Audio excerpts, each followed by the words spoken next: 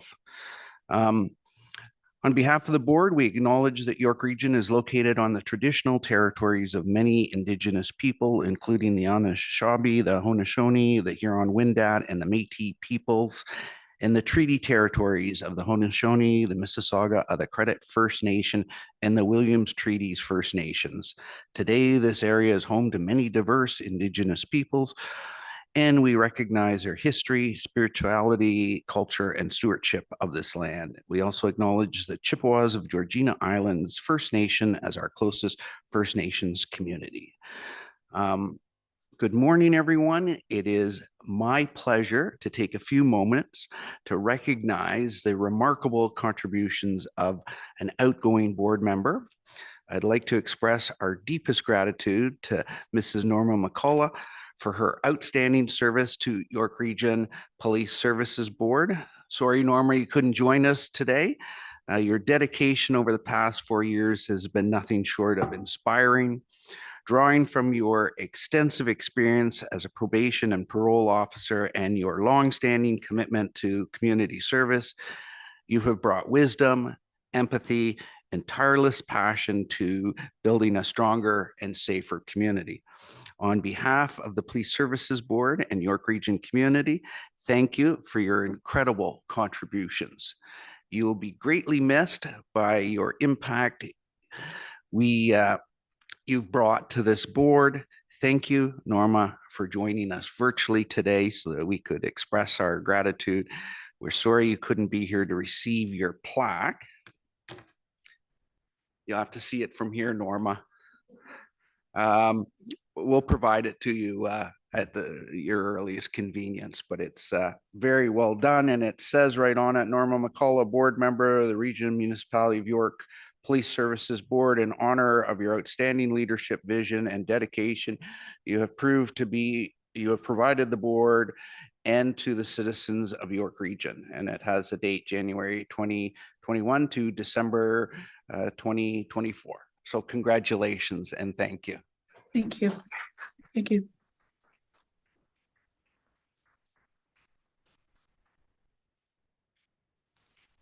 So as we bid farewell to Norma, we are also thrilled to welcome 2 exceptionally new members to the York Region Police Services Board.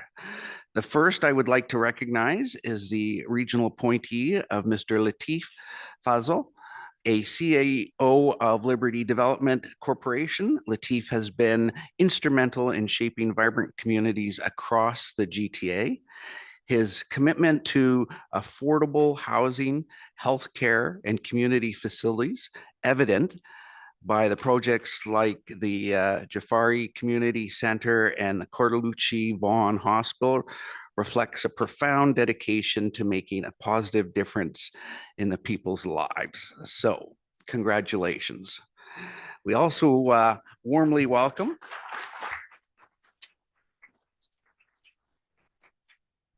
Town of Newmarket Mayor John Taylor to the board. John brings 19 years of leadership experience as a town and regional council member, including the past 7 years as mayor. John's deep commitment to public service, extensive knowledge of regional matters, and the passion for community building will undoubtedly be a great asset to this board and our community. So congratulations.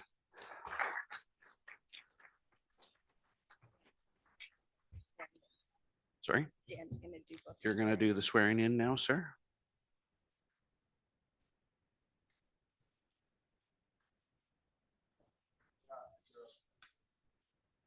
So long since we've done this in person, from virtual for the last few appointments. So yes, so this is a great pleasure, and on behalf of the board and on behalf of the region and the people here, welcome to both of you. If you could, firstly, Mr. Fazal, if you could rise, we'll do your affirmation of the oath of office as a police service board member. And if you could please read the oath, which will confirm your commitment to your duties as outlined in the police service board obligations under the Community Safety and Policing Act. Thank you. When you're ready. Thank you. Mr. Chair. And then please sign if you would. I would, after. Yes, please. Okay. Thank you.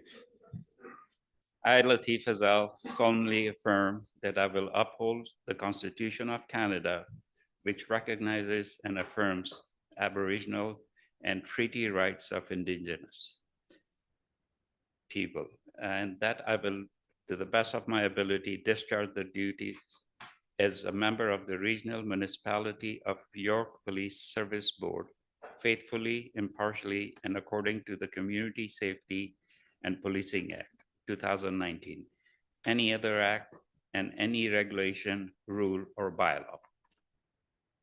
And I will collect those after we do the same process with Mayor Taylor, Sure. and we'll save them for posterity. Mayor Taylor. I, John Taylor, solemnly affirm that I will uphold the Constitution of Canada, which recognizes and affirms Aboriginal and treaty rights of Indigenous peoples, and that I will, to the best of my ability, discharge my duties as a member of the Regional Municipality Service Board faithfully, impartially, and according to the Policing Act, any other act, and any regulation or law. Thank you. I'll collect those to complete the application process.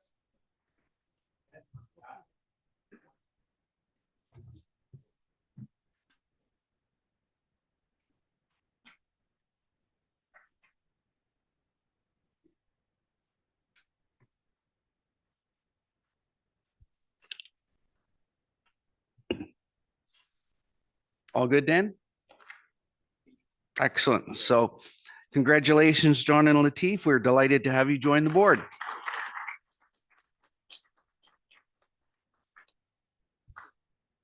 At this point, I'm going to pass the chair over. I think Latif wanted to say a few words. Oh, would you? Absolutely. Sorry, just The make floor. sure your microphone's on. Thank you, Mr. Chair. Through you, I would like to take this opportunity to express my heartfelt gratitude to all the members of the Regional Municipality of York, the Council for my appointment to York Region Police Service Board. I'm committed to advancing initiatives and prioritize the community engagement, enhance public safety, and address the diverse needs of community. I'm humbled for the confidence in for your confidence in my abilities and for the remarkable opportunity to serve the community of York. Thank you. Thank you very much. Member Taylor. Thank you. Yeah, I just first of all just really proud to join this police services board. I'm proud of the work that our police service has done for many, many years, and we're incredibly fortunate in York Region to have such a strong policing service. And just to say that I think this is maybe the only border committee in the region that I haven't sat on in 18 and 19 years, and I'm really looking forward to learning a lot, and I hope I can make some meaningful contributions. Thank you.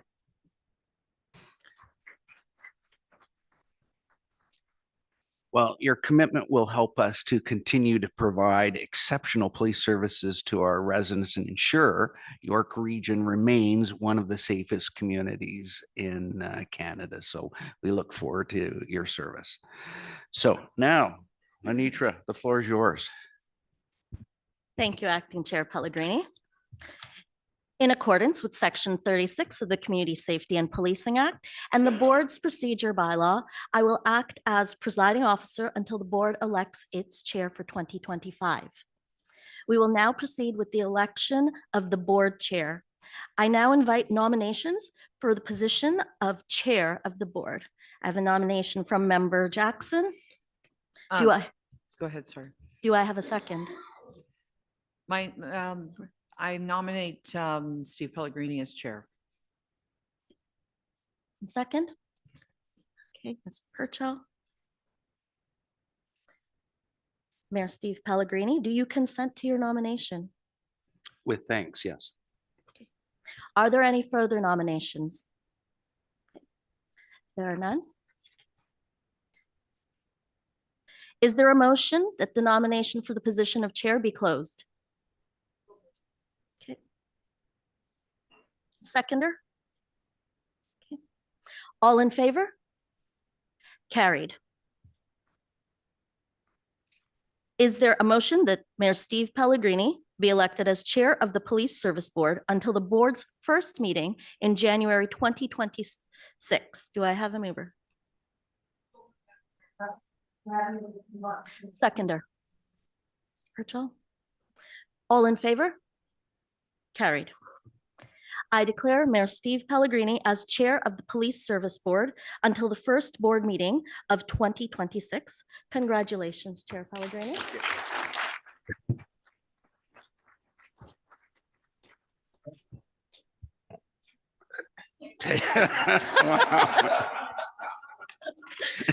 If everything was that easy, right? Thank you very much. I would now invite nominations for the position of Vice Chair of the Board. I'd Go like ahead, to, Madeline. I'd like to nominate Linda Jackson for the Vice Chair of the board. Thank you. A seconder, Mr. Cartolucci. Regional Councillor Jackson, do you consent to your nomination? With pleasure. Thank you. Are there any further nominations? Any further nominations? Third and final call. Is there a motion to close nominations? Mr. Pritchard, second by Member Cartolucci. All in favor? That carries. Is there a motion that Regional Councillor Jackson be appointed as Vice Chair of the Police Services Board until the board's first meeting in January 2026? Thank you, Member Bodenstein, seconded by Member Pritchard. All in favor? That carries. I now declare Regional Councillor and Deputy Mayor Jackson as Vice Chair of the Police Services and Board until the first meeting in 2026. Congratulations, Vice Chair Jackson.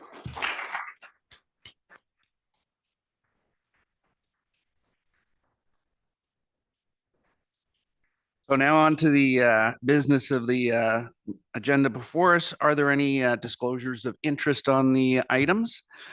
If any shall appear, please make us known. Confirmation of the public meeting of November 27, 2024, the board meeting moved by Member Pritchard, seconded by Member Cartolucci. Any errors or omissions? All in favor? That carries. We have a presentation today, the York Regional Police Facilities Master Plan. And that you'll introduce the panel there with you, our Senior Director of Capital Projects for YRP, and we have Deloitte Consulting with us here. The floor is yours. Good morning, everyone. With me today from Deloitte, to my left here, I have Kevin Radford. Kevin is the National Real Estate Advisory Leader for Deloitte Canada and lead client service partner to the Canadian public sector and central agencies. He's responsible for leading strategic initiatives and specialist services related to client portfolio optimization, investment strategy, and operations for efficiency.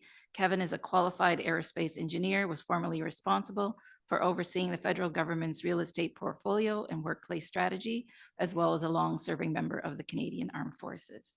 Welcome, Kevin. Marco Maccagnoni is a specialist advisor in digital real estate and technology transformation. He leads innovation and new offerings development for the sector, as well as supporting clients as business process optimization. As a qualified award-winning architect with a PhD in smart and sustainable built environments, Marco has a long history in design, project feasibility, analysis, construction, and operations, including expertise in digital twins and building information modeling. Most importantly, both are ardent Leaf fans, Kevin by birth and Marco by having adopted the great city of Toronto in 2021. So I'm going to turn it over to Marco and he will be providing the presentation. Thank you. Thank you very much. I'm pleased to be with you here today. And we're here to obviously present not only the findings of our work with the great York Regional Police Board, our team, but also a little bit of an understanding in terms of the methodology that was followed and why this was an innovative process.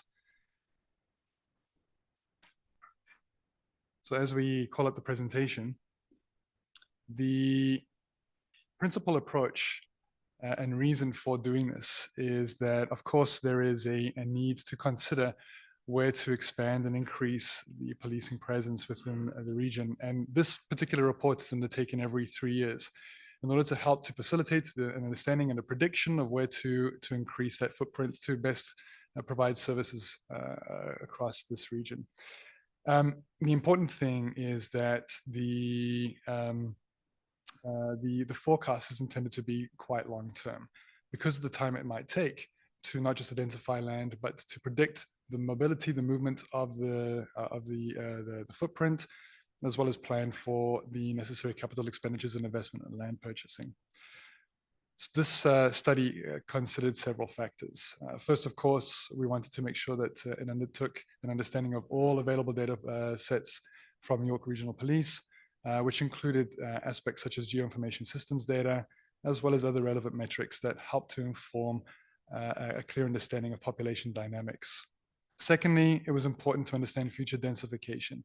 Many of the areas in the region are intensifying in terms of population, but not just in terms of the amount of people living in areas, but also factors such as how intense those locations might rapidly develop from a perspective of amount of people that are living within 1 square mile and how vertical they might be living as well.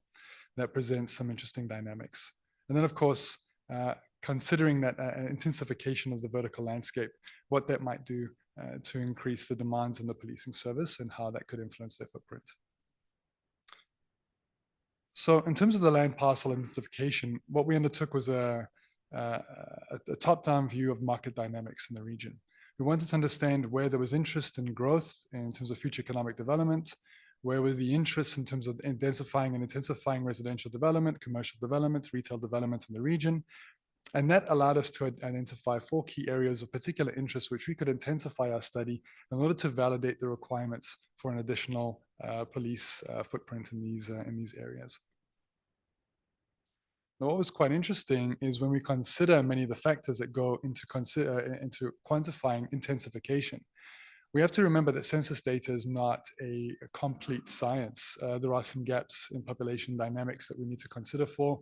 For example, understanding the residential population in an area doesn't necessarily help us contend with the fact that there might be people that are moving in and out of those areas on a daily basis for working reasons, for recreational reasons, etc. And it's the role, of course, of the police force to cover and to protect the citizens that are present in an environment, no matter what they're doing at any given moment in time. And of course, recognizing that it takes a long time, much longer time to go 50 meters vertical than it does 50 meters horizontal on the urban edge, we had to recognize that there was going to be an impact on the way in which policing protection response would be affected by an increased vertical presence of the population. The proliferation of vertical high rises means there's going to be an added impact on the ability to respond as timelessly and the ability to provide the adequate coverage and the capacity impact on policing. So recognizing that this study now needed to transverse from a 2-dimensional flat plan perspective, which we're typically used to from a master plan, into a 3-dimensional modeling exercise. And it's really a testament to the York Regional Police team that they were thinking so proactively in this sense. It is certainly an innovative approach that has not been undertaken anywhere else. It was a challenging approach, I would say, and we're grateful to the team for providing us all the information and the guidance that made this particular analysis possible. We were really also enthused by the fact that we could take on board the documentation and data from the regional plan, as well as community strategies, making sure that this could be not just a process that allowed us to forecast 10 years in advance, but we wanted to make sure that the fruits of this labor created a dynamic model that allowed for consistent and continuous readdressing and the testing based on ongoing market data and changing population dynamics. So in actual fact, while we're presenting a report, this is of course also the birth of a new process that will allow for future analysis. So getting into the detail of where our findings helped us land. We previously identified there were 4 key areas, namely Richmond Hill, Markham, i.e. Bridge Station, Richmond Hill, Vaughan, and Vaughan VNC. And upon our analysis, we identified that of those 4, 2 particularly shone out as in need of additional consideration for the accommodation plan. In other words, the requirement to identify additional land in order to introduce new facilities such as a station and substation. So Vaughan and Richmond Hill were particularly elevated as an outcome. What you can see on the screen is a representation of a visualization produced by this report, wherein we have forecast what the increase in population density is likely to look like in the coming years, not just in terms of who will be living there, but who will be active. So the active population in these areas. In addition to that, we considered factors such as nighttime and daytime population numbers. So were we going to see, for example, a proliferation of people moving out of these areas in order to work elsewhere, only to come back to enjoy their time at home in the evenings, and what might that do for the consideration of how many people would need service at any given moment in time, and also what percentage of people will be living above, say, 5 stories and above, of course, and what that might do as an increase on the capacity constraints. So as we delve in deeper, we look at Vaughan, we can see there's a significant uplift in population numbers that is forecast for these areas, with a high consideration for residential, about 60%, and 33% commercial office space. This, of course, introduces an interesting dynamic in how these areas will need to be policed. While we consider that a mixed-use development means many will be living and working in the same area, we also recognize that the majority will be living in a high-rise situation.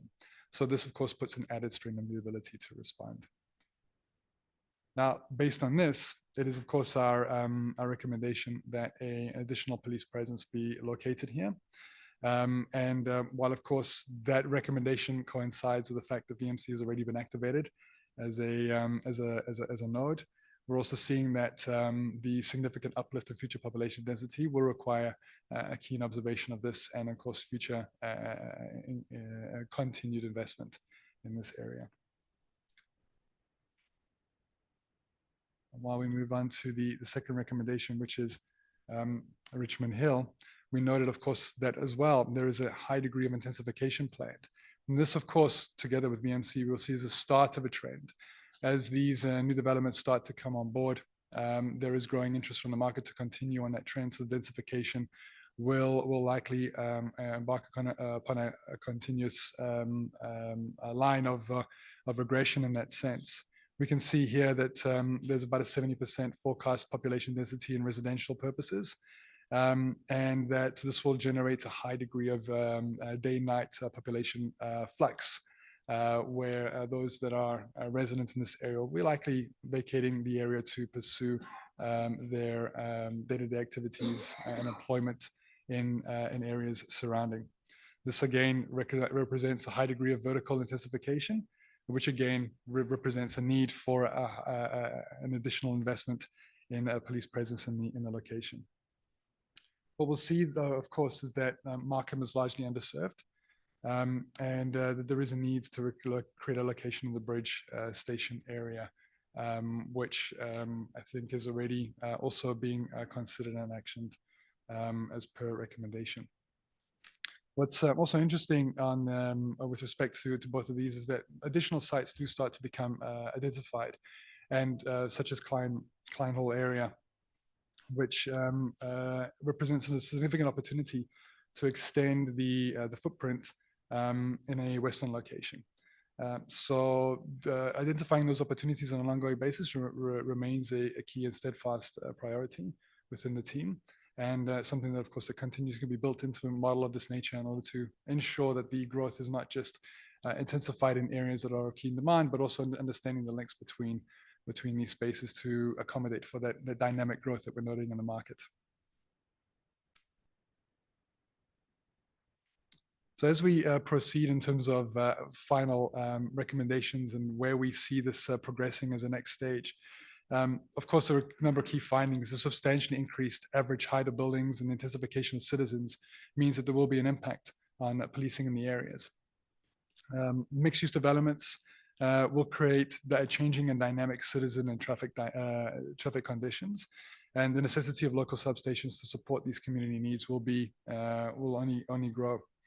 And then housing affordability makes for a higher variety of mixed-use occupancy. For example, the inclusive zoning motions that are present in these areas means that there's going to be a consideration around how crime and reports and statistics will be balanced with the types of developments that are occurring in these areas and the proclivity of certain combinations of land use functions relative to the types of incidents that are being reported will require dynamic response capability.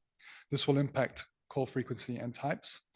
What is really quite impactful and important to recognize through this process is that by considering all the data points that this particular report had considered, crime statistics, densification, heights, services, as well as infrastructure, and looking at this as a fluctuating reality, one in which it becomes increasingly impossible to predict what the world will look like in 5 years, thereby giving us the opportunity to do so dynamically. This gives York Region Police the ability to proactively contribute to regional planning in a way that has never before been possible. And we really recognize that this presents a unique opportunity for these findings to help to inform decision-making at a regional level in terms of planning for safety and security, for example. What would the impact of densification area mean in terms of the policing presence as a data point that could be uniquely plugged in to other decision-making criteria that you are considering as you plan for the future of this great region. So this gives us an opportunity to predict rather than react to urban realities and ask the question of, if we make certain decisions, would this have an impact, negative or positive, on the current policing capacity in the area? And does it blend with the planned roadmap for acquisition and site development, as we've seen in these primary 2 locations? So in closing, I think what we'll find then, of course, as Bridge Station and Vaughan are marked for priority, it's of course important to understand that while we do have certain locations, for example, in these areas, there are logistical constraints. The ability to move between different areas, such as, for example, to get from the 400 and the 407 to the district remains a particular constraint, which means an intensification or an addition of footprint is absolutely necessary. This will keep the operations in a high degree of efficiency and not place undue constraints on those operations.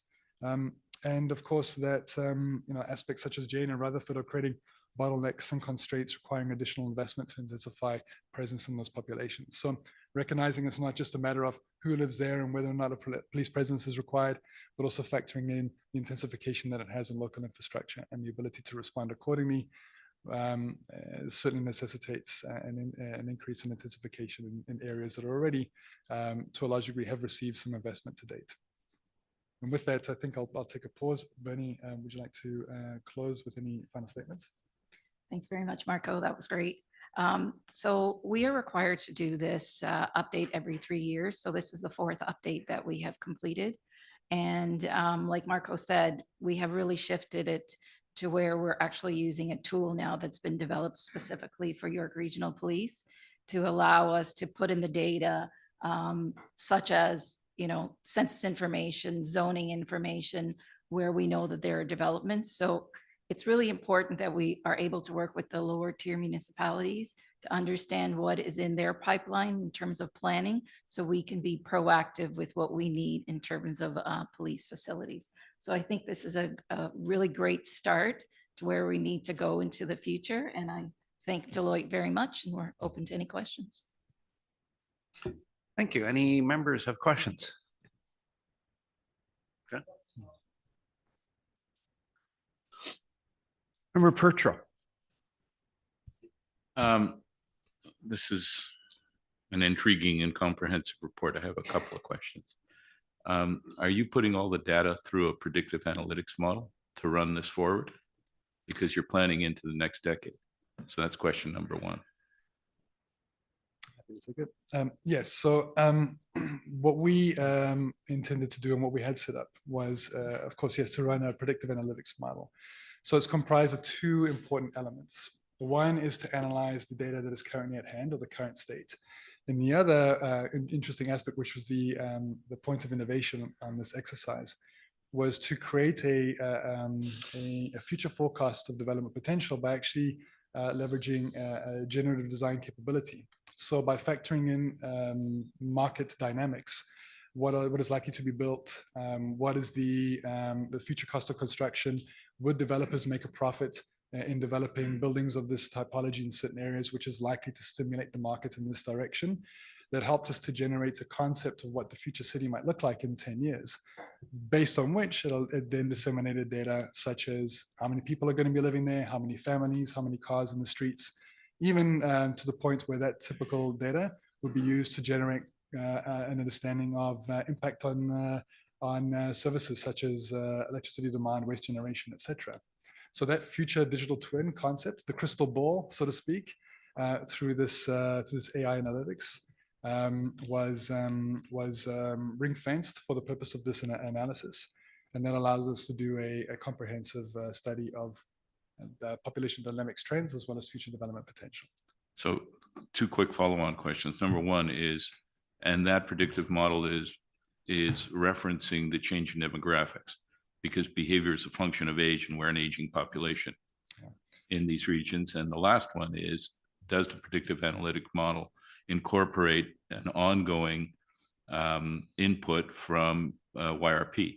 Because they're the ones that have to adjust and adapt, ideally proactively as opposed to reactively, to the changes that a predictive model should be indicating with respect to both facilities and usage. Absolutely. We were greatly benefited by working with the YRP team. They've got an incredible data team, I must say. So kudos to Bernie and team. Their GIS system is top tier. The amount of information that we had at our disposal to be able to understand current constraints and then marry that against and correlate against our prediction in terms of future population dynamics made for a very useful two-way communication between the tool and what York Regional Police has as a decision-making model on their hands.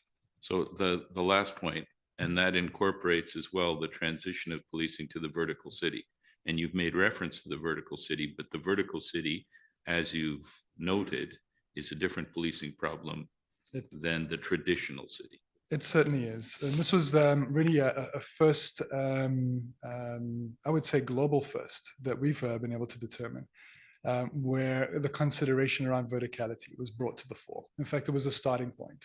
What does it mean to be able to consider a policing footprint for a city that is increasingly vertical, increasingly hard to access? And that allowed us to place certain corrective measures on typical metrics that are used in, for example, response time. We got to rewrite the rule book a little bit on that, yes. So that we could factor in that correction for increased time, increased complexity, and challenges in access. So that corrective metric was introduced, and that allowed us to make our recommendations with a more of a steadfast confidence, and recognizing that the future is not so simple. But now we can see exactly how complex it's likely to evolve and begin the process to continue to increase the fidelity of this model. Now, the model is updated every 3 years, but the analytics need to be updated sooner than that. Yeah. Is there an ongoing process of incorporating changes? And again, particularly with the needs and interests of YRP, so they can, again, be proactive rather than reactive. Yeah. Absolutely. So this model that we've set up, which informs the report, has set up to be dynamic, which means that the introduction of new data is entirely at the discretion of York Regional Police. This could be triggered by market changes that are significant or at a routine basis. Thank you. Thank you. Any other member have questions?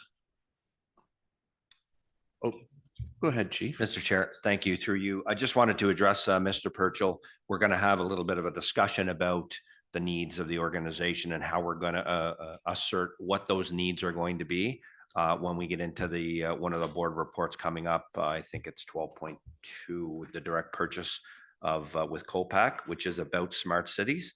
And it does tie directly into the presentation here today about vertical cities and the needs of a police service and all of that. So we'll touch on that as we get into that board report as well. So it'll address some of what you're talking about. Yeah, for sure. Thank you, Chief. Vice Chair Jackson. Thank you, Chair, through you. Bernie and Marco, thank you for the presentation.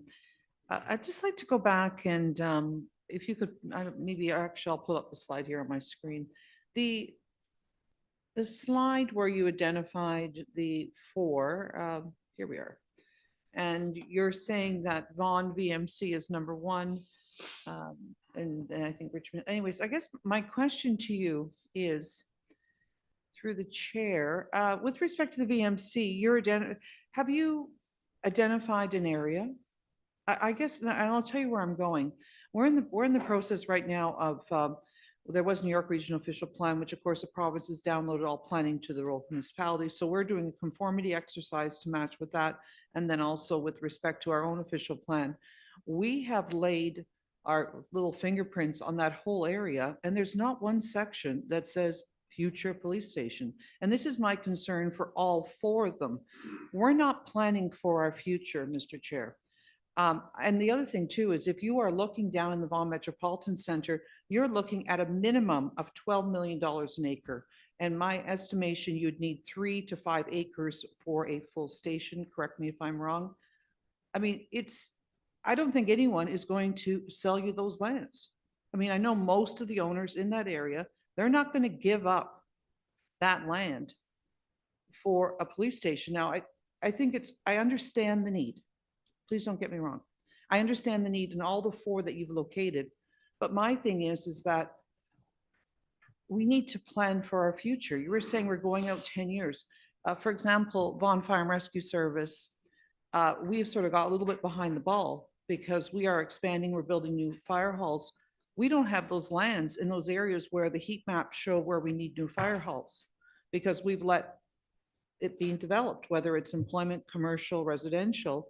There's no land and we're sort of, going in and trying to shoehorn ourselves in. We're building a new station now adjacent to one of our facilities because that's where the heat map showed. So I guess my question is Mr. Chair, through you, is that this is all great, but we're not taking steps to secure those lands today. And then with that, for example, in the VMC, how can we afford it? So I don't know, Chief, or? Well, maybe I can start. I think there's further conversation to be done. We wanted to get this presentation before the board so you could see what the data is showing. But I think the next step for us as we go out to the market to figure out what's the best in innovation we can bring into this vertical space, as well as secure lands, is some questions we'll have to ask after this around, okay, if we aren't able to be in that number one space, and call it 400, 407 for now, what's the closest we could be that still addresses the need? Correct. Right. And we haven't got there yet, but I think that's probably going to be some discussion we'll have to have next. And, obviously with Deloitte and Bernie and the team and the data, if we position that a different location that's close enough, then we could probably do some analysis to determine, is it still going to meet the need? And if it does, then we can potentially find a location. Right. Thank you, Chief. Through you, just a further question with respect to, now I'm going to look to the Deloitte people, with respect to your metrics that you use to determining locations. And I'm going to question you on Langstaff in 27. It's funny how you highlighted an area, which is the middle of a Fortinos and a plaza. I don't think they're going anywhere, so we may need to find other land there. My concern is that bulk of that area is employment. There's a little bit of fringe residential. So what metrics, where does the balance between res, industrial, commercial break down for your analysis?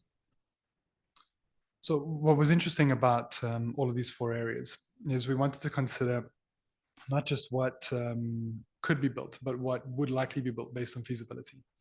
One could come up with a range of metrics where it's possible to say that future densification or intensification is likely, 20-story buildings could pop up in a corner, but we wanted to root that based on market data. Certain constraints applied to certain areas, height restrictions, density restrictions, and the like, which meant that even though these areas are increasing in terms of the population and the land uses in the mix, there wasn't significant enough to provoke a prioritization of placement of additional police facilities in these locations. There was still significant flex within the existing capacity to be able to compensate for the growth that was planned over the next few years. And we looked at that from a perspective of, a combination of industrial, residential, commercial, and retail land uses. So there is still an opportunity to sufficiently cover those areas, and the graphics that you see on the page are indicative. Our analysis was within the areas, and we just gave a thumbnail of some of the areas of investigation. But certainly, when we consider that it's not just about how many residents, but really what is the day-to-day activity, that's what really made Richmond Hill and Vaughan VMC glow red, so to speak, on our heat map. It meant that if we're going to make critical and priority decisions today, ones that are going to have the most impact, those would certainly be where we would recommend your focus lie. And the dynamic nature of this model means that should anything change, those analyses can be redone on a short-term basis, so that we can continue to monitor. We call this the living master plan. So it would certainly invite everybody to take full advantage of the fact that this is a dynamic process that can facilitate that ongoing analysis. Once again, Marco, thank you through the chair. I was just breaking them on you about Langstaff and 27. I knew that was just, you don't know me well enough, but everybody else does. They know I just have to sort of throw in a little barb every once in a while. I guess my final question, Mr. Chair, through you, is to Bernie with respect to next steps. I know that we're going to receive this item today. I do think, though, that we need to have further discussions to try to locate these lands and try to go out and to secure these lands, and if we can't secure them, where's the next closest? I think we need to do this sooner rather than later. But once again, thank you, Bernie. Thank you, Marco. And thank you, Kevin. That's it. My apologies. Mr. Chair, thank you. Thank you. Member Cartalucci.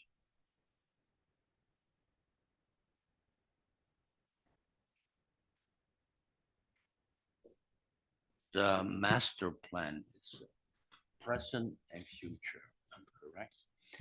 In this master plan, are you based on other part of the world, like New York, the Orient or Europe? Are you just thinking on your own, or you have looked and experienced other places in the world, what they have done and what they're doing, and how's it, is it efficient, is not efficient? Or it's just study with no backing? Pass that over to the chief. Yep. So great question. And once again, I'm going to direct you to the direct purchase report 12.2. We'll discuss it when we get to it, but we are going out to market to determine around the world in some of the top locations that have been referenced to us, and I'll address it in the board report. What that innovation looks like and what's out there, because no point in us recreating the wheel if it's already been created. But we don't know what we don't know right now, right? We look at North America, we look at different organizations here. We've got to go out and find what's best in class. And I know some of the members addressed it. I can tell you, and you never want to brag, but I'm going to brag here just for a second. We've been told through the consultants that there's no other police service in the world right now that they can find that's viewing this type of vertical city policing, call it smart policing, call it what you want, in this way. And I think it's really an amazing opportunity for us to really provide a best in class as to how do you police vertical cities and not minimize your response times, right? That's the big challenge when you're talking about 80, 90, 100-story buildings that are going up. We want to make sure we're still addressing crime in the way, or addressing people's needs in the way they need to be, and not minimize response times to that. So that's part of it, and we'll address it a little bit more, but we are going out to the market. That is our next step very shortly, actually. Thank you. Member Taylor. Thanks very much.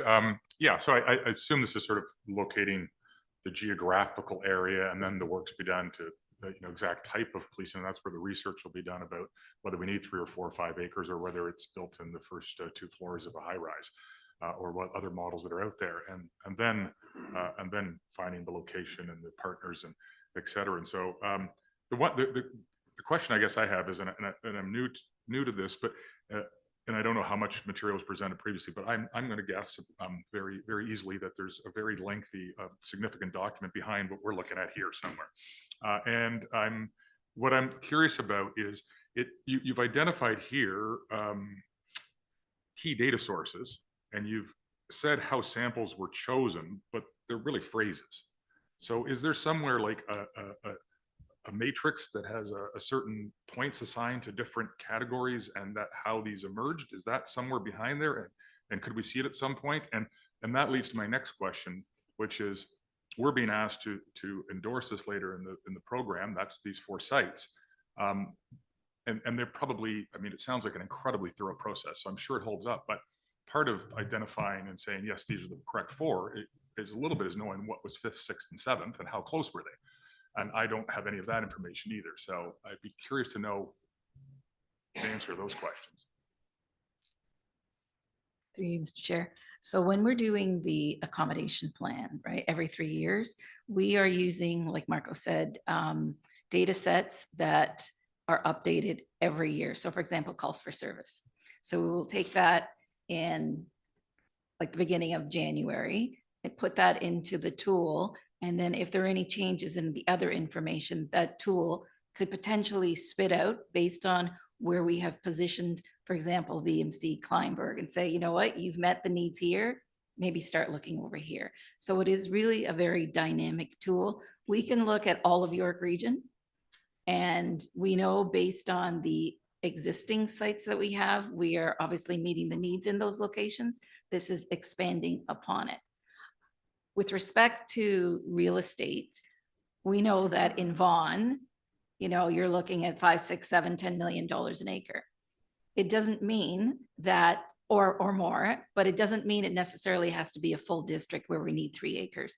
That's why we're looking at opportunities with developers or with the lower tier municipality to say, hey, do you have a spot that's 3,000 square feet, like in Kleinberg or like a VMC, where we can put in a substation that will help bridge the gap? Because we know $12 million an acre, we need 3 acres.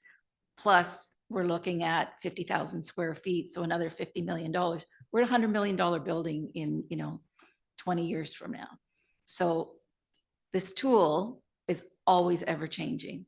So it's difficult to pinpoint 10 years from now that we need to be in this area.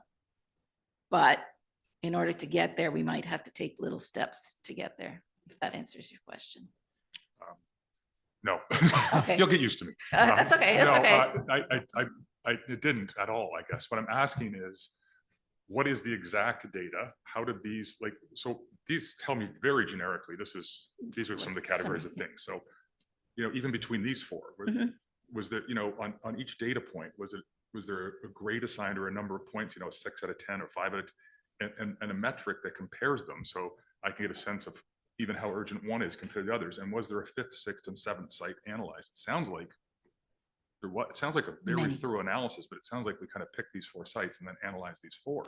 So how did we get there? So unless I'm wrong, it could be.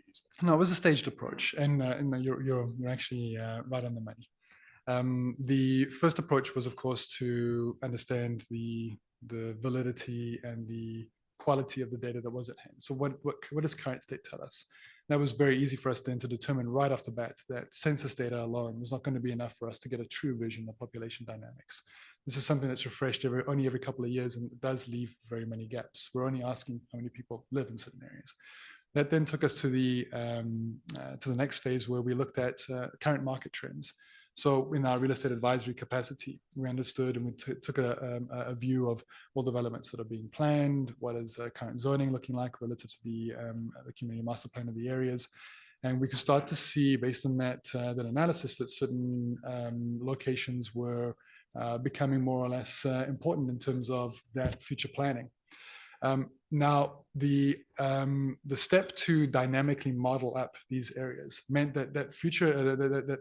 that first phase analysis of where is the market building, where are developers intensifying their activity, which sites are being bought up more rapidly than others, as a basis to say, well, this is what a 10-year development plan might look like based on the private sector and the market, allowed us to then look at that spread minimize our efforts in terms of the key locations, and then from that disseminate based on the market data and market interest, which are the 4, 5, 6, 7 key areas that would require a future state digital twin model. So what we mean by that is we can see the scenarios of a high demand, but how dense are they actually going to get? There aren't any plans. No developers haven't, publicized their vision, nor do we know what degree other developers might have a plan to acquire sites in the vicinity. But the trend of the market dynamics tells us that that's likely going to happen based on everything that we know about Canadian real estate. So a plan to develop something will result as a catalyst in development in the immediate area. And then we model up in 3 dimensions as a result. And we could see that in modeling that up, this is likely going to be a high likelihood of success for developers. It represents a profit and cost of X and a financial model of Y. So we have all of those models running in the background. So we know that these visions of the future development have a high degree of likelihood of actually materializing. Not only that, we created a range of scenarios. So effectively what this model has in its back pocket is a what if scenario testing capability. So what if the market trends in a certain direction that we, maybe deviates from our understanding today? We thought 1 year ago that hybrid was here to stay, but now everybody's mandating a return to work. So what if? That's the ability that we wanted to ensure was embedded within this tool. But within that realm of margin of error, we still feel very confident in the projection in terms of how these developments are likely to unfold because they represent the values of mixed use. So there's a 6, 7, and 8. But the 4 is lifted out as what represents the highest fidelity of modeling, whereas 6, 7, and 8 represent what the results of what our market analysis allowed us to focus in on as hotspots that would be primed for that next degree of modeling. Okay, so there is a 6, 7, and 8.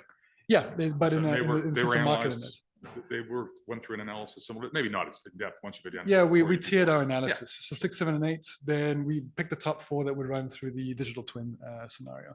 Okay, I just, maybe I'm wrong, maybe others aren't as concerned, but I just think that in the unlikely scenario, but someone says, these are the 4 sites you've identified, the consultants, the board has supported it. And somebody says, well, why didn't you look at this site? Normally I would have thought we'd have some data that said, well, here's the current service level, here's the future growth projections, here's the density projections, which make it more complicated, which is a very interesting part of this. And then anybody can say, well, there's the data that shows that number 5 is quite a bit off of 4 and number 6 is way off. And so these are the 4 and these sites may be looked at but there's nothing about other sites or other areas of the region to say, this is why we're here at the 4. There's very thorough work, I can tell by the conversation on the 4, but I have nothing in front of me to say to somebody, and I'm all for data. They should go to the 4 most or the 3 most, the spots that are in greatest needs and great, but I don't have anything to say to anybody. Well, there it is. It's crystal clear. Is that a fair question or? Well, there is a rigorous report in the back end, and certainly the data points that we use to help us get to the priority, which we wanted to present today, can certainly be elaborated on. Yeah, just really looking for something more eventually on, not like the data behind these 4 and the sophistication of understanding the needs and the trends and how it can be, adjusted in the future. It's great. I'm just really thinking about how any verbiage on how was there other sites looked at and why these 4 emerged. Yeah, and I'm sure it's very sound. I just would love to have some sightline to it. Thank you. Through you, Mr. Chair, I think we can also provide the previous reports that we did. So they all build, right? So we've done, and the previous company was called ORH. It's the same company that Paramedic Services has used over the last 10 or 12 years. They do the heat maps, all the analysis. So I think that background information being new to the board is something we can definitely provide to you. And then you will get a deeper understanding. Excellent. Any further questions? So before I move to the motion, I just want to take Vice Chair Jackson's comment a little bit further. I think we're at the stage now where on a upcoming closed session, we need to start looking at locations and acquiring locations and looking at York Region's holdings and whether there's appropriate land swaps or something. But it's great to analyze but the market keeps going up and up and up. So we need to take some, and I would say, hold 4 parcels and we can always sell them. Yeah. So, and it ties in nicely with what's going on at York Region with regards to the review of all York Region's holdings and whether we still need all the properties, and there might be an opportunity to do some land swap. So I think we'll do that as a friendly next, Yep. Excellent. So with that, I'm going to ask for a mover and seconder to accept the presentation with thanks and to move the related item number 13.1 forward. So I'll ask Member Faisal and Member Bodenstein out there to move in second. Mr. Chair, I'd Yes. just like to make an amendment to that. I think that to your point is very well taken. And I think I don't want to lose what you are saying. And I also would like to add a third to that motion is that a closed session be discussed. I'm going to say at the March. Is March enough time? I just don't want this to fall off. March, April, I'm looking at the chief. He's Yeah, nodding. I'm thinking a little bit later. We need some time to Okay, take the report, and we're gonna be. before year end, how's that? Before Oh, yeah, Q4? yeah. How We do you can like have a that? discussion. Well, we want to come back with a presentation, which I'm going to talk about in this other board report, but it ties into what you're talking about. So I say by the end of the year, at least the fall, probably, we can have a discussion on it, like maybe September. Yeah, sooner rather than later. Yep. And I think we need, but I would like this in closed session because it's security of property, which would Sure. fall under the criteria of a closed session. So I'd like to add that a closed session to discuss this matter be held before Q3. Excellent. And staff will work with Okay. them. The mover and you. seconder, you're fine with adding that motion? Thank you. All in favor? That carries. We have no deputations. There are 8 communications before us. Do any board members wish to speak to any of the communications before us? I will. You'll move? Thank you. Member Purchell, you'll second? All in favor? That carries. We have reports for consideration, and the chief has asked for 12.1, 12.2, 12.3. And I know Vice Chair Jackson, you want to speak to 12.6. We also have Anitra wishes to speak to 12.9, and we'll get into unfinished business after that. Are there any other reports that any member wish to pull? 12.7?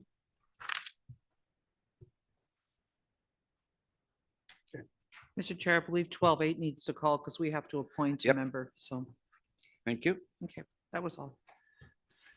Any others?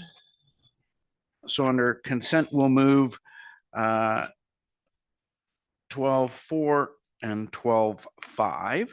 I will ask Member Purchell and Member Cartelucci. All in favor? Those carry. Chief, item 12.1.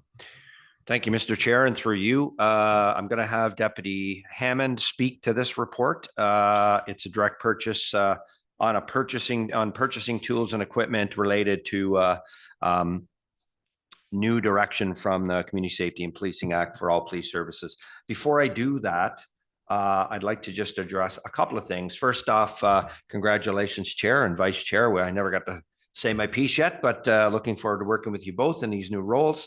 Also want to thank Mayor Taylor and Mr. Faisal for your commitment to public safety and to working on our board. We look forward to working with you. I know Norma's gone, but we do wish Norma well and appreciate all the work that she's done with us, not only at the board level, but she's been very much connected to the organization for many years before that, and we do appreciate that. So thank you so much. I'll turn it over to Deputy Hammond to brief you on 12.1 and answer any questions you have.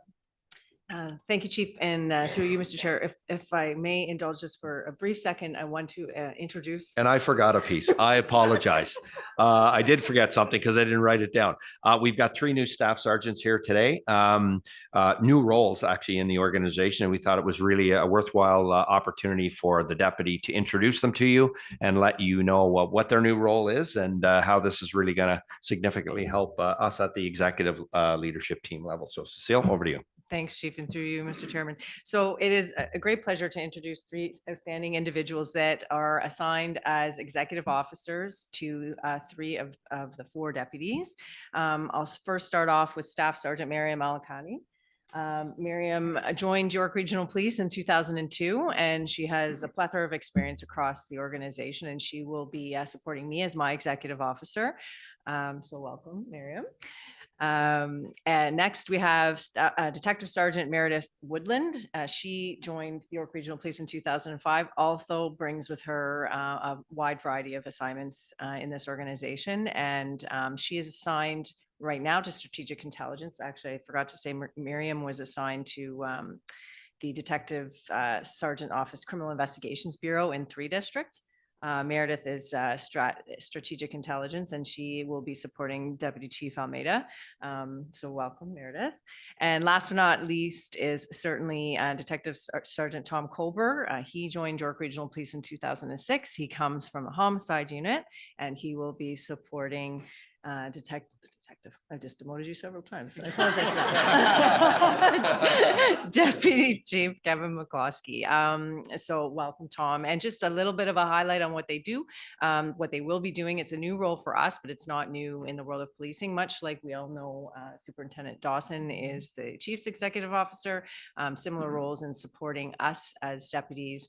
There's some research that we might be asking them to do. There's some follow-ups. Certainly, you well know all of us are engaged in a lot of community events, and really they are keeping us in line. So we're really looking forward to working with them. So I wanted to welcome them all and thank you very much.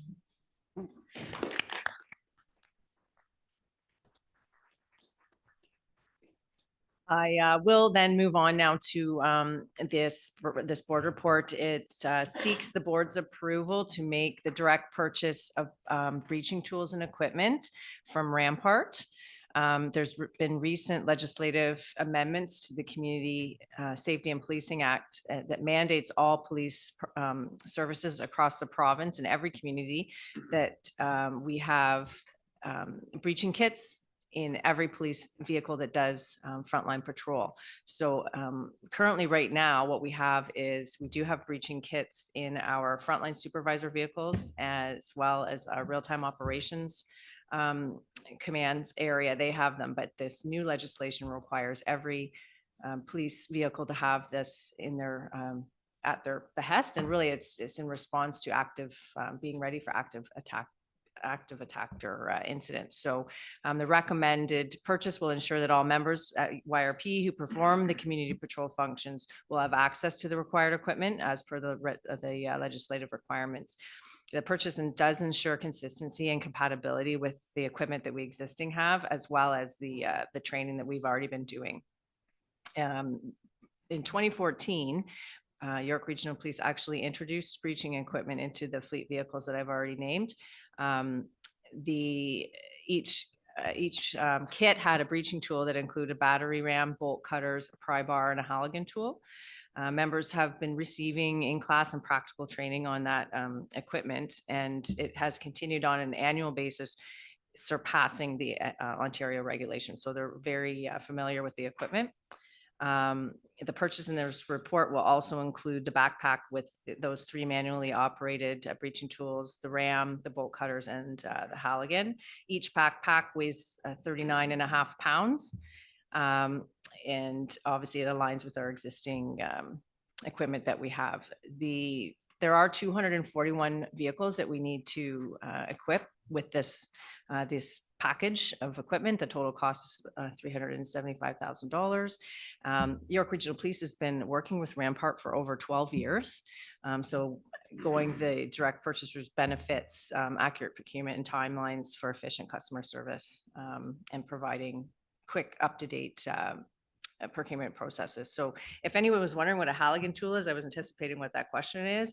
It's basically, it's designed for forcible entry. So it has three parts. There's an axe end, a pick, and a claw.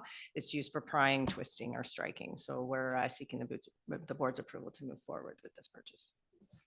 Thank you. Any questions by members? Motion to for the recommendations, Member Carlucci, Member Purcell. All in favor? I will. Chief, 12-2. Thank you, Mr. Chair. Through you.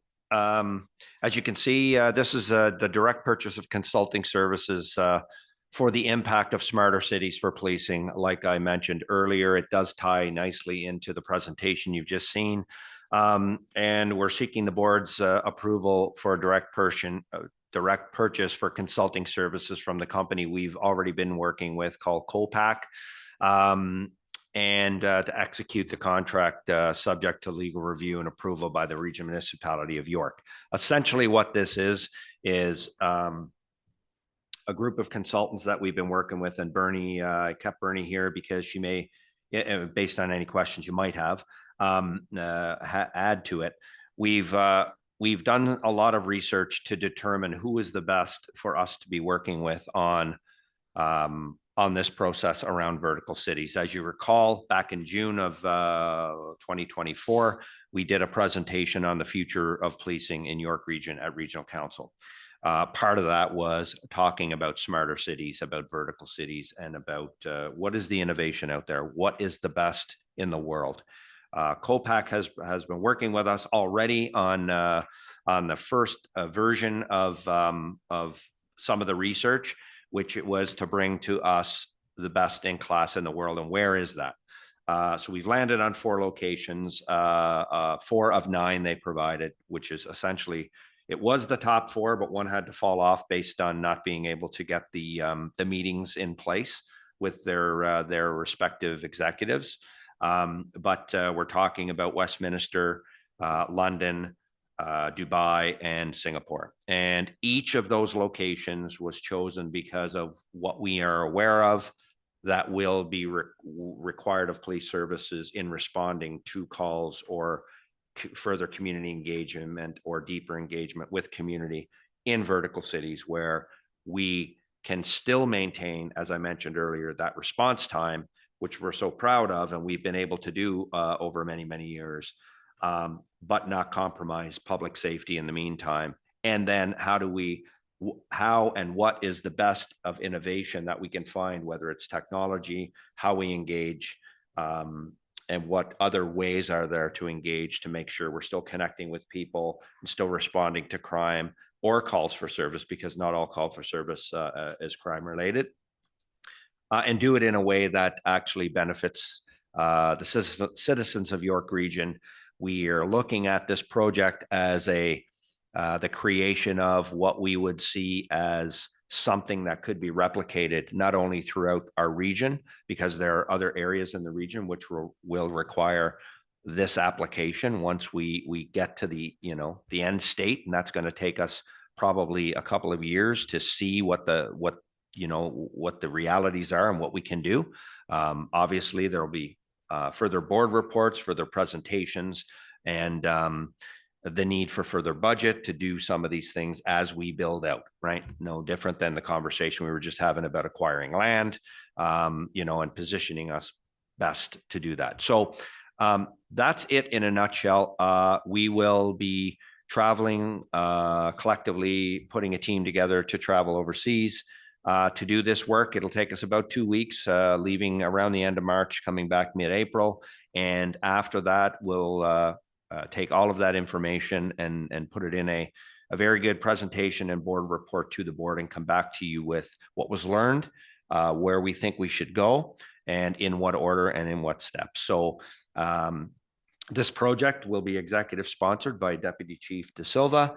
We're not going to talk about a promotion here in the public session right now. We'll talk to you a little bit later about that. But one of the promotions to superintendent is one of the people that will be leading this project as we move forward. So that's it in a nutshell. Subject to any questions you have.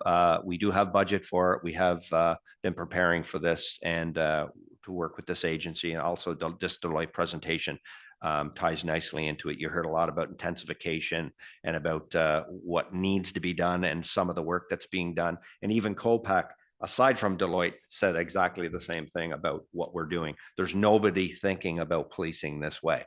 So this is just an amazing opportunity for us to really forge ahead and be as innovative as possible and, create a smart policing opportunity here. So I can leave it there. Any questions? Exciting, Chief. Any questions? Oh, Member Taylor. Thanks. Yeah, just really on it looks like really interesting work. Just on the sole source portion, was the first, and I wasn't here, but was the first phase of the first round, was that part of a call out or tender? With the COPAC, part of the justification is that you worked with COPAC previously. Yeah. So was that first round part of a call out or tender? No, it was not. We did some research, found COPAC, did some initial work with COPAC, and then it became obvious to us. I don't have the number as to what the initial cost was on the first round, whether we needed to go out to tender or not. I don't think we did based on what they charged us, but we're in a space now where, to go somewhere else now after working with them would make no sense. And is this for phase 2? And then, but I believe it mentions phase 3 below. Are we anticipating sole sourcing them for phase 3? And why are we, are we gonna, would make sense to, I don't know, why are we not dealing together? this? 2 and 3? 2 and 3 are together. So this would approve 2 and 3. Okay. Didn't pick that up. And the 159 is the cost of 2 and 3. Okay, thank you. Member Foss, did you have a question? All right, I'm gonna look at you to move.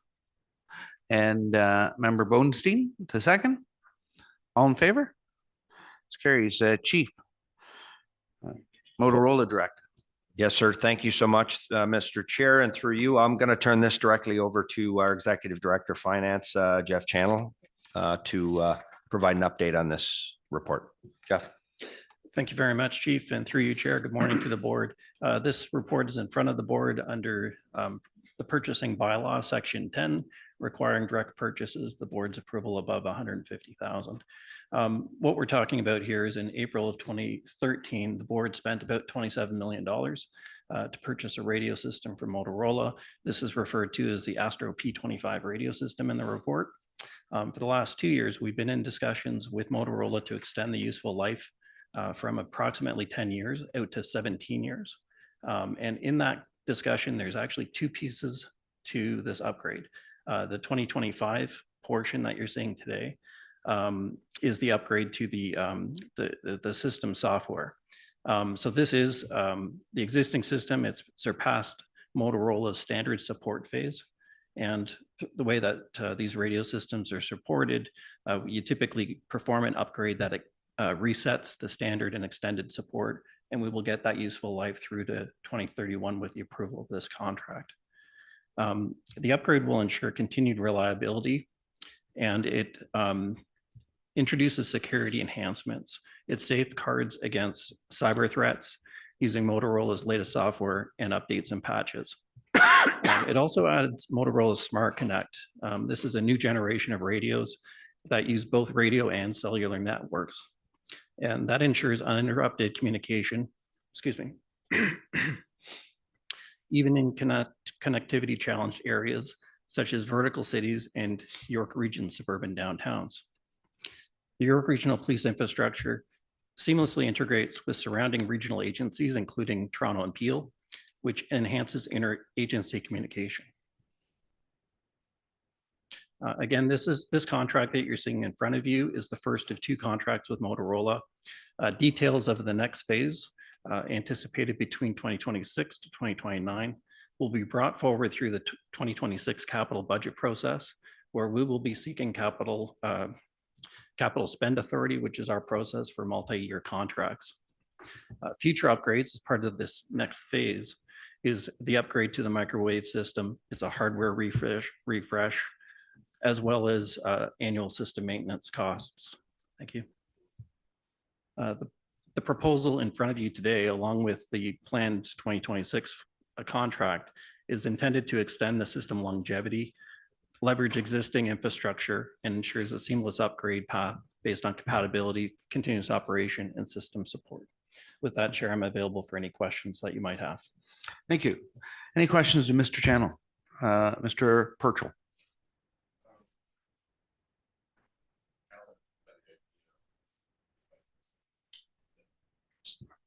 Especially a technologically based system. Motorola is certainly a good supplier. Without burdening you, the Army went through a new purchase of radios years ago, and by the time we got them, they were obsolete. Obsolescence is a variable that has to be factored here because of changing technology. The systems have to meet two conditions as I see them. They have to be effective, obviously, but they have to be secure. And the biggest challenge to any technology that is working on security and encryption, as these radios will have the capacity to do, is with a new generation of quantum computing coming in, there is no security, even with encryption. So the one thing I would be interested in is the degree to which Motorola has suggested to you they can maintain the security of those systems in view of the new threats to encrypted systems. Because if they can't meaningfully speak to that, then the systems are going to be more concern than they are utility. That's an important issue. Through you, Chair. I have joining me today Al Adamo. He's our Senior Director of Corporate Security. I would like to ask Mr. Kuzmic's opinion, but I feel that maybe we should continue this portion of the conversation during our private session. Correct. Through the chair, Mr. Channel, you read my mind. All right, I'm going to hold this one down for our closed session. Mr. Chair, I'll refer this item into closed session with respect to security of property. I'll Thank you. move that. And Mr. Purchell, second. All in favor? That moves us along then to item 12.6. Vice Chair. Thank you. I'm going to sound like a broken record, Mr. Chair. Thank you. I also like to refer this item into closed session. New information has come to light with respect to one of the agencies. Thank you. So you'll move that, second by Mayor Taylor. All in favor? That carries. 12.7. So Member Taylor, you pulled it. It's the adoption of the secondary activity policies is set out in attachment 1. Thanks very much. Is this, I guess, is this a standard typical policy of police service boards? Yeah, it's a standard policy for the board, for us, yes, in relation to secondary activities of our members, yes. But I guess what I'm asking is this, like, did we kind of borrow this? This is new, right? Is it? Or is it an update? So it's an update? We'll ask Anitra first and then I'll. Yeah. Through the chair to Member Taylor, it is a statutory required policy on the part of the board under the Community Safety and Policing Act. So that is why we are bringing it forward, as the board did not previously have such policy.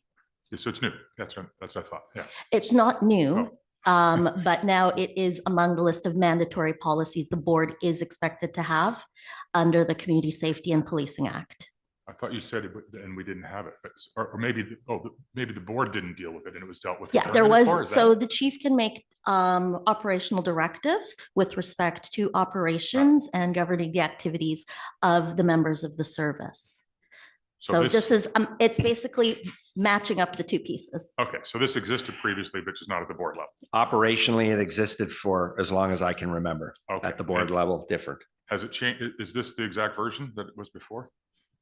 Or pretty much the exact version? Yeah, Jason can let you know. Thank you, Chair. Mr. Chair, through you. Yes, the language under the Police Services Act is pretty much replicated under the Community Safety and Policing Act. So our internal command directives have been the same for a number of years. This is the board's policy that that oversees our directive that did exist before. But yes, the procedure itself in terms of the legislative requirements for secondary activities has been basically the same since the 80s. Okay, and is this, would you describe this as being similar to other police services? I'll get to the point. What I'm wondering about, it's new to me, it may be very standard and very reasonable, but for the chief, but also for others, it would seem that the policy is based upon self-reporting, when the act actually hints at something different. Or at least what I read in the report, it hinted at something different. So, Mr. Chair, through you, this has actually been interpreted through a grievance that happened a number of years back with the Toronto Police Service, because the Toronto Police introduced an internal policy that required all members to essentially give notice to the chief for all secondary activities. And the result of that grievance was an interpretation of the act that says, no, under the act, a member only has to give notice to the chief if the member believes that the secondary activity may contravene one of the 4 preconditions. So if you're asking, does that make sense? I can't tell you that it does, but I can tell you that that's the law. Okay. And does that, to be indelicate, does that extend to the chief, or should we have a different or higher standard? It extends to all members, It does, okay. including the chief. Okay, thank you. He's got a lot of extra time to. I'm not looking for another job. I don't need anything else. I'm good. Thank you. I'm going to ask Member Taylor and Member Fossil to move in second. All in favor? That carries 12-8. Vice Chair. Nomination to the Human Services Planning Board. Yeah, thank you, Mr. Chair. With respect to this, I was, this is caused because the vacancy left by Norma McCullough going off it. So I quickly looked this morning as to who was on it, because I thought I would appoint our new Member Taylor to it, since he loves human services. But lo and behold, he's already there. So darn it all, I can't pick him for that. So not unless he's come off, not unless. I thought he'd be a great person. I guess my question is, can we defer this for a month or two to see? I know that I spoke to Member Bodenstein. She's too busy. Unfortunately, I've just, if I take on anything more, I think between my staff and my family, they'll kill me, literally. And so I don't know whether, can we defer this decision, like just put this over for a month or two so we could talk to the other members? Not unless there's a member who would be interested in taking this on. I know it's quite a bit of work, so. So through the chair to Member Jackson, with respect to your question, yes, it may be deferred. The CSPA states specifically a person that represents the police service board or its interests. So in the meantime, the way that the report's been written and having spoken with the Human Services Planning Board staff, where a member is unavailable to attend, staff may attend and represent the board and bring that information back. So there is always that. So yes, we can defer it to a later date. Or we can voluntold one of the staff. That is for the discretion of the board.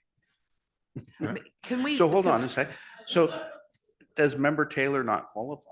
He's already on the board. I know, but can he not? Do both? Yeah. Wear 2 hats? It is at the discretion of the board. There is nothing that prohibits him from wearing both the board and regional hat at that table. We'll get your YRP hat. So you can wear both. If he can double hat, I'm fine with that. I just. So through the chair, so he'd just be sharing the same information at both tables. Oh, fantastic. Well, no, no, you can't. Through the chair, you've spoken enough. So we're just going to voluntold you, Mayor Taylor. We need a secondary activity application from you though.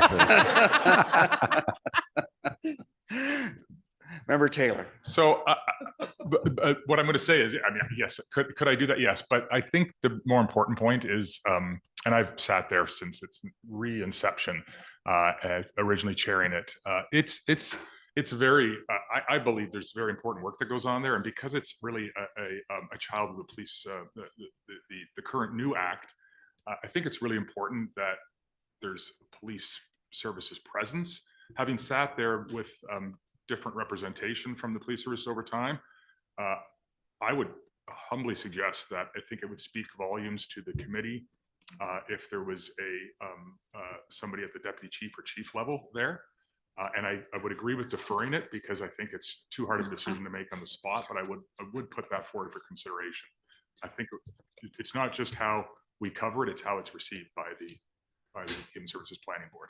So through the chair to Member Taylor, there are 2 seats on the Community Safety and Wellbeing Plan provisions of the CSPA, and it says very specifically the chief shall sit on the Community Safety and Wellbeing Plan or his designate, and a person representing the Police Service Board.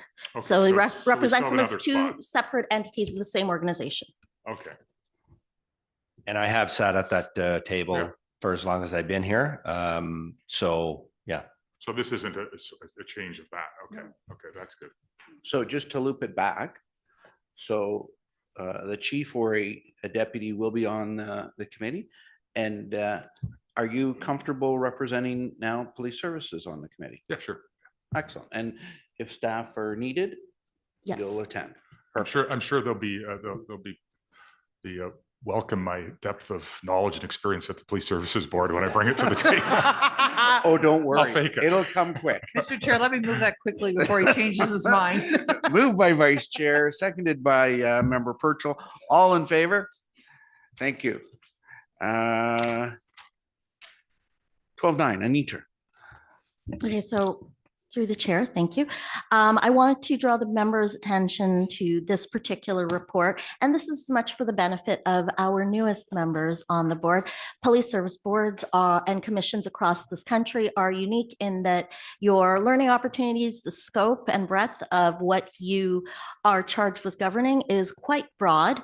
And those opportunities come in the form of these conferences, summits, webinars, and other opportunities that staff are able to identify through our association, which you are all a member of the Provincial Ontario Association of Police Service Boards and the National Canadian Association of Police Governance, for which Vice Chair Jackson is a director on that board currently.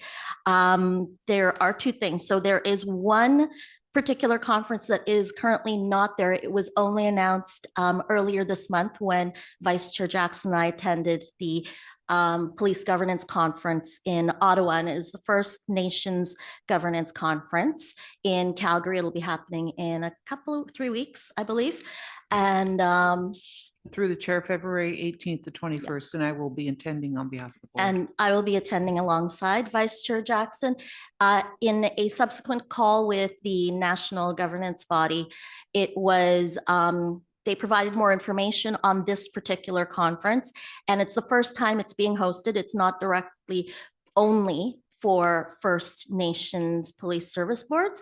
They are also asking that boards for which there is a First Nations community within your region of authority, or you have urban indigenous within your region of authority, please attend. Because it is very new, not a lot of the Big 12 are attending. However, we felt it was necessary for York to go forward, learn what we don't know, and see what we can bring back to our community. Toronto will be sending their Indigenous engagement advisor as well, and I believe there will be one more attending, and we'll be able to bring that information back to the board, as this year you'll be preparing the strategic plan, and that is one of the required consultations the board will be required to do with that particular community.